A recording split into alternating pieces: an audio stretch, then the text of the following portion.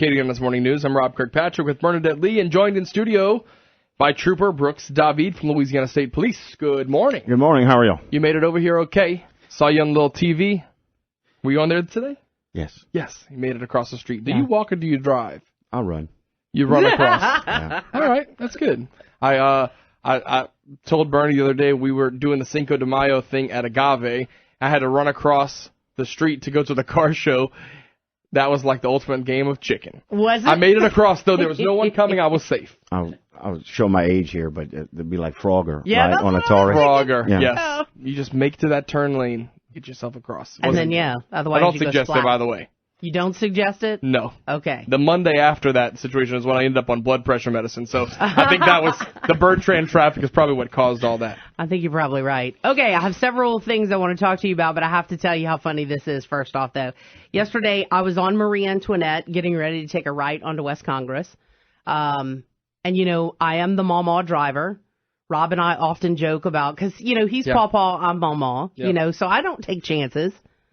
So I'm very carefully waiting for my turn.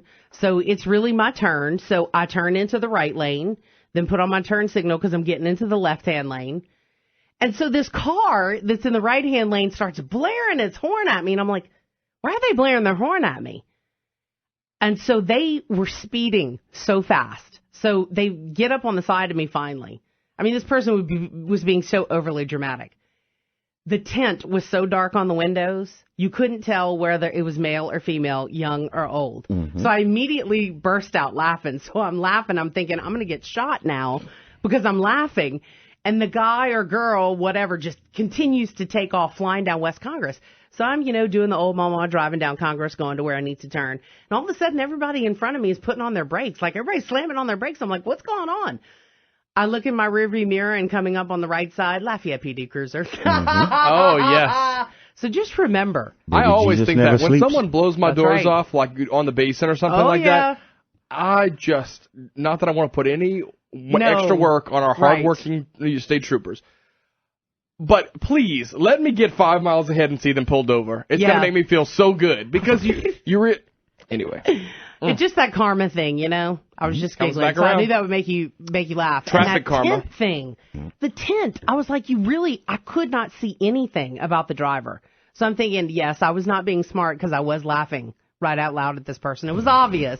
So I am going to get injured one day. I realize this. But, you cannot have tint that dark. Yeah, it's That's against the law, right? It has to be a problem here, because I feel like I see that pretty everywhere often. lately. It's a bad problem that we have here all around the Acadiana area, not just in one certain location. So it really is. I mean, you're seeing people out there. Now, it's what, a fine, or you get a citation or something? I mean, that's you all get you a ticket and you have to go to court, or you just pay for the citation. Wow. So at least you get something for not having it. Okay, now I happened to glance up this morning and see that there were some very long rims on a vehicle. Mm-hmm. Okay, now how does that work? Because these rims looked like they were about 2.5 feet. It's like a bad version of grease or something. Louisiana law, the only thing it dictates is the vehicle can't be more in width than 8.5 feet. So as long as your vehicle is within 8.5 feet, you're fine. Now, the only problem you may run into is if it interferes with the operation of that vehicle. Okay.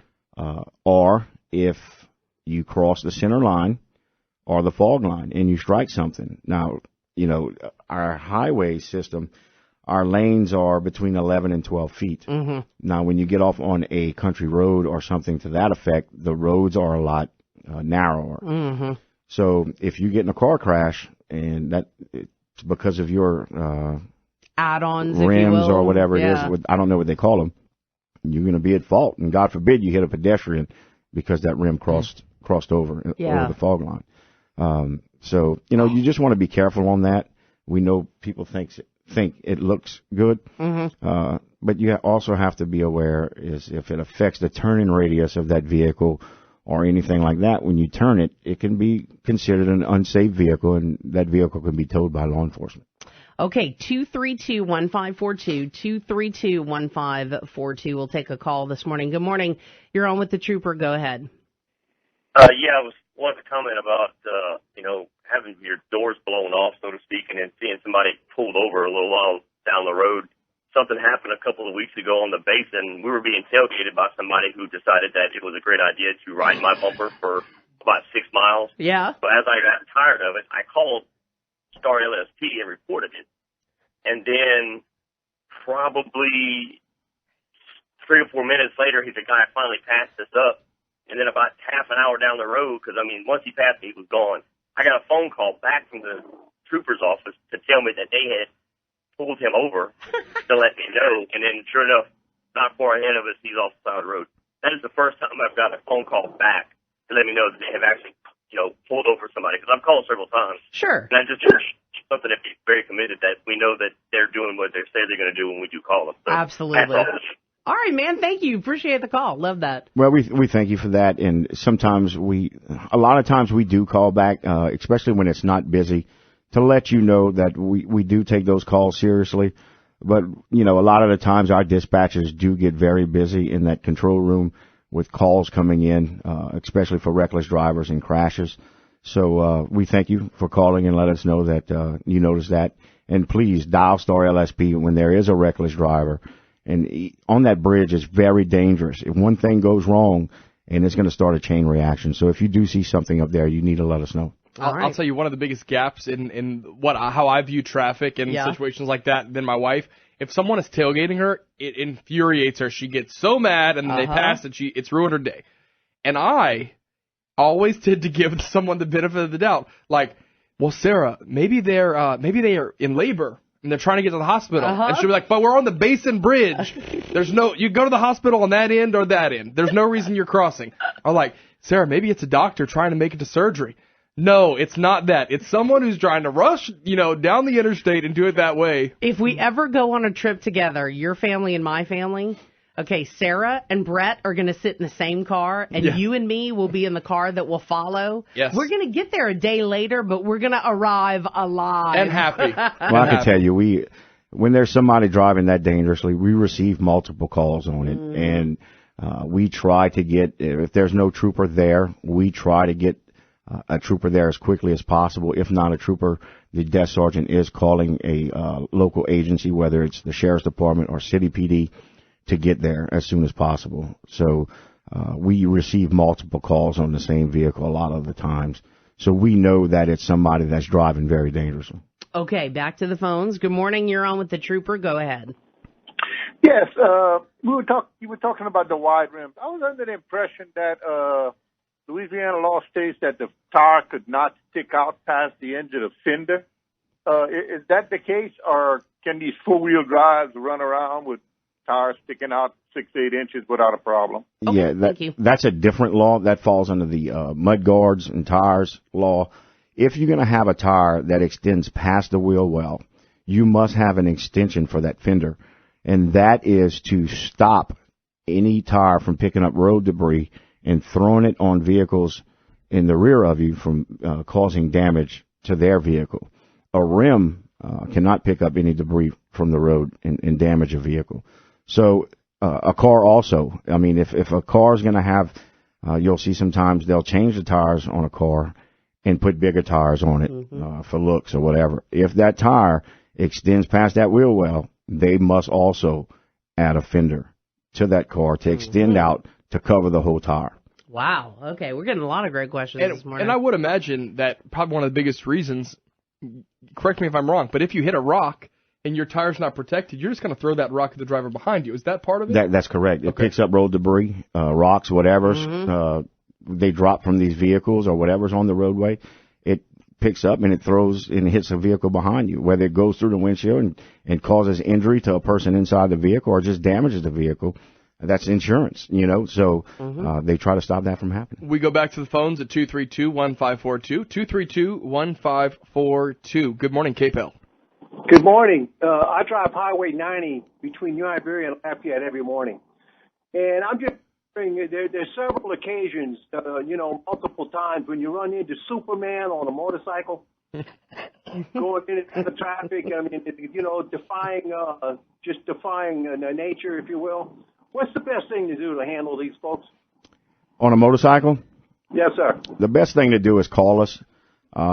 so we can set a police officer up in some location where he's able to be stopped, what we don't want to do. And 99.9% of the time they stop for us, but every once in a while you'll get one that'll try to run because he knows that he can outrun a police car.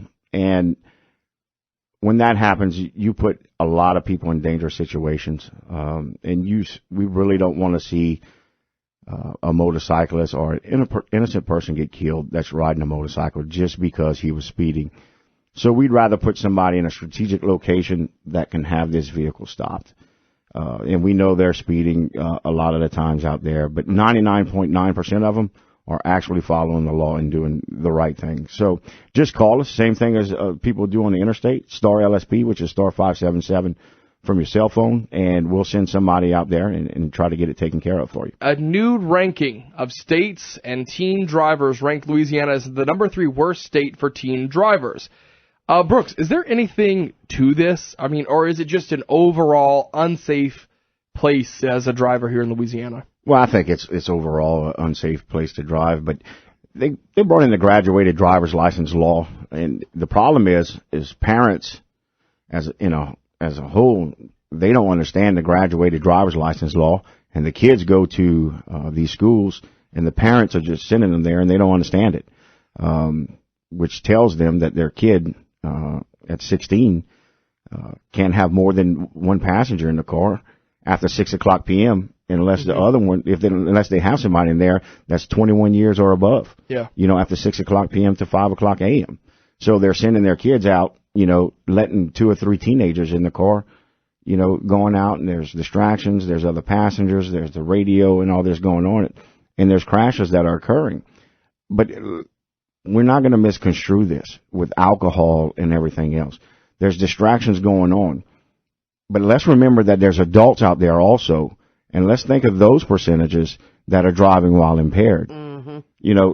Yes, our teenagers need to be protected, and there's the graduated driver's license law, and it's the number 1 killer of teenagers in the United States is car crashes. But the adults are also out there driving while impaired, getting in crashes, killing themselves, and killing others out on our highways. Look, in the 4 years of my high school time, 9th grade to 12th grade, I had 7 people in my class that were killed in car accidents. No kidding. 7. And so by the end, we're probably the safest, class, probably the safest because we went to funeral after funeral after funeral. And until you see it, even my school was one of the ones where they did the mock fatality crash on the football field. And even after seeing that, things still happened after. So it's like, what's going to shock you enough?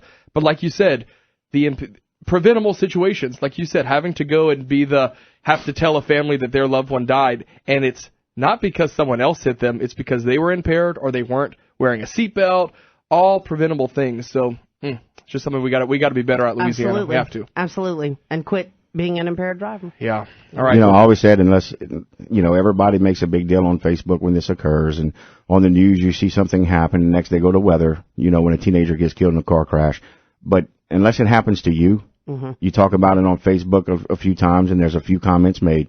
But unless it happens to you, you have no idea, because you see phase 1, but if it happens to you, you see phase 1, phase 2, phase 3, and that plays out for the rest of your life. Yeah. So you have the right now to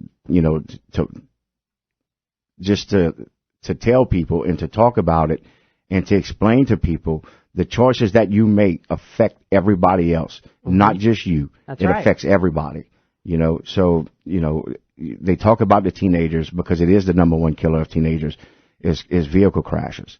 But everybody here in the state of Louisiana drives impaired, but they're focusing on teenagers. We need to get it to where everybody gets a designated driver. We want everybody to have fun and cut up and have a good time. But we want to make it to where everybody gets home safely.